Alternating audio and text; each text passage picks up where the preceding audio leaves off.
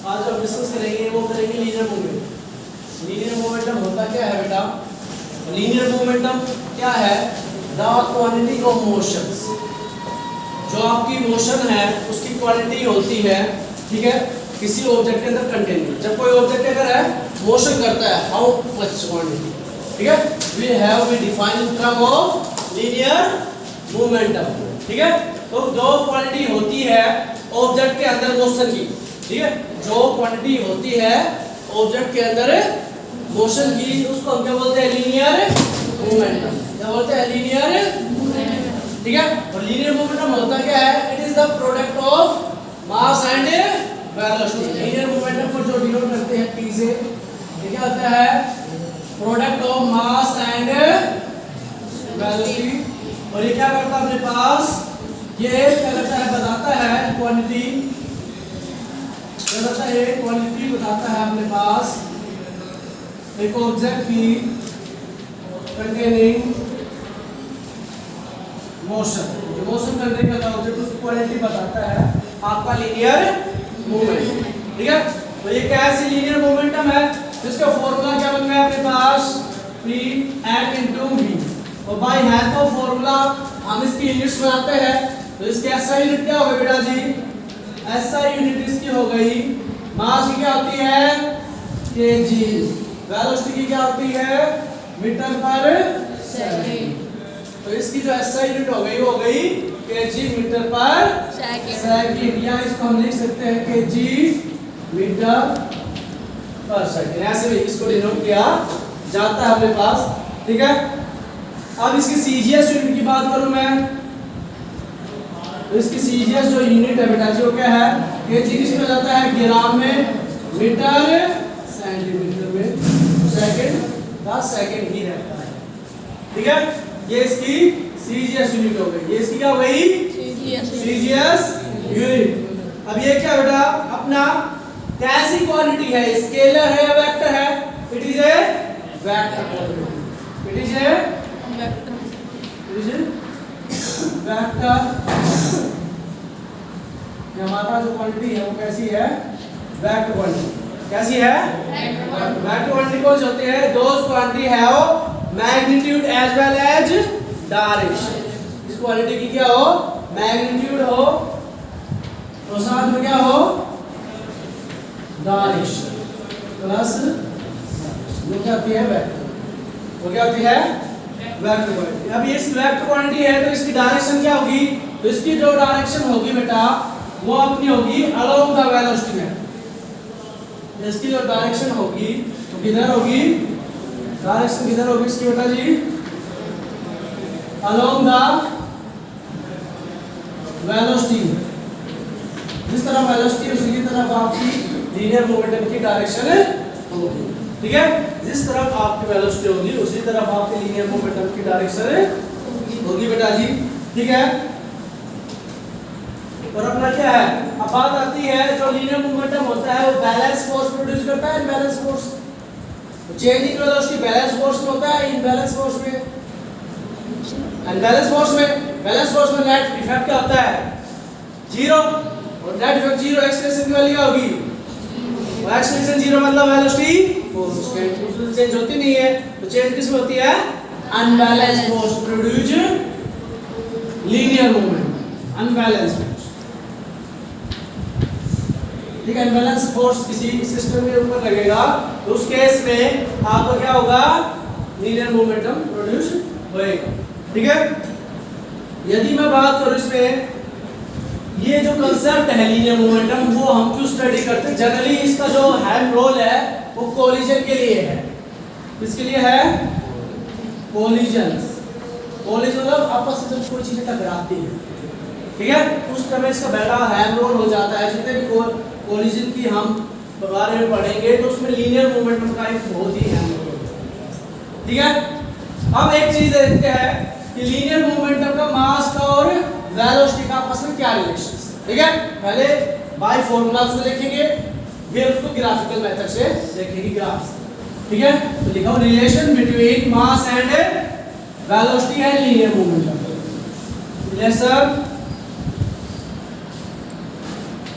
Relation between इसके बीच में linear momentum इसके साथ मास एंड वेलोसिटी। ठीक है, तो हमने इसका मैथमेटिकल रिप्रेजेंटेशन देखा m into v। यदि आपका मास हो कांस्टेंट, क्या हो, मास हो कांस्टेंट, कांस्टेंट मतलब फिक्स वैल्यू होगी इसकी। ठीक है, तो क्या होगा, linear momentum directly proportional to v। मतलब आपका लीनियर वेलोसिटी बढ़ेगी तो लीनियर मोमेंटम की वैल्यू भी बढ़ेगी। जब आपका मास क्या है, कांस्टेंट। जब आपका मास क्या है, कांस्टेंट, इट मींस ग्राफ जो बनेगा आपका मोमेंटम और वेलोसिटी का, तो बिल्कुल स्ट्रेट लाइन बनेगा। और इसकी जो स्लोप है, इसकी जो स्लोप है अपने पास लीनियर वेलोसिटी ग्राफ की, वो हमें बताती है मास की वैल्यू।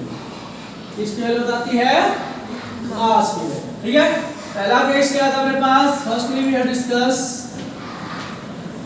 क्या मास कांस्टेंट है, तो आपका linear momentum is the directly proportional to the velocity, change in velocity. ठीक है, चेंज इन वेलोसिटी है ये बेटा, याद रखना। मैंने सिंपल v क्यों लिखा है कि इनिशियल, इस केस में हम इसको ऐसे भी रिप्रेजेंट कर सकते हैं v by u। तो ये क्या है, change in velocity, change in velocity. मैं ओनली v इसलिए ले रहा हूं कि मेरा जो ऑब्जेक्ट है स्टार्टिंग में रेस्ट में है। ये केस कब है, जब ऑब्जेक्ट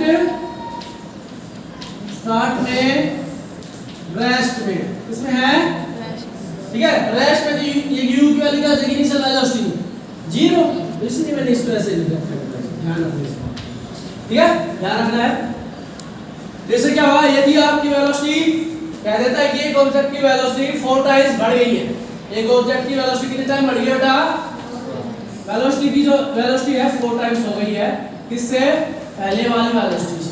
तो बताइए आपके मोमेंटम पे क्या इफेक्ट पड़ेगा, तो आपका लीनियर मोमेंटम भी इंक्रीज हो जाएगा, आपका लीनियर मोमेंटम भी इंक्रीज हो जाएगा। कितना टाइम इंक्रीज हो जाएगा, 4 टाइम बेटा। कितना हो जाएगा, 4 टाइम। समझ आया, डायरेक्टली प्रोपोर्शनल मतलब क्या होता है, कैसे वो इक्वालिटी इफेक्ट। ठीक है, अब साइन कैसे चले, यदि आपकी वेलोसिटी हो कांस्टेंट, क्या हो,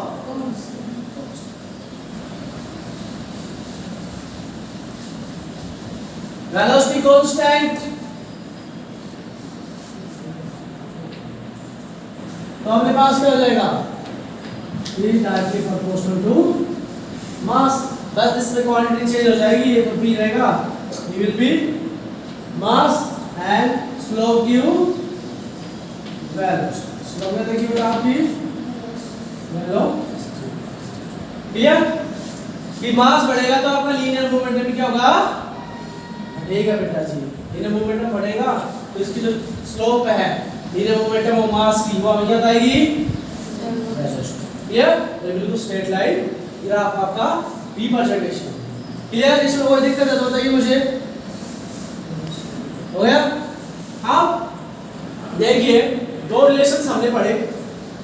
अब इस केस में मास यदि आपका ऑब्जेक्ट का कितना होया है,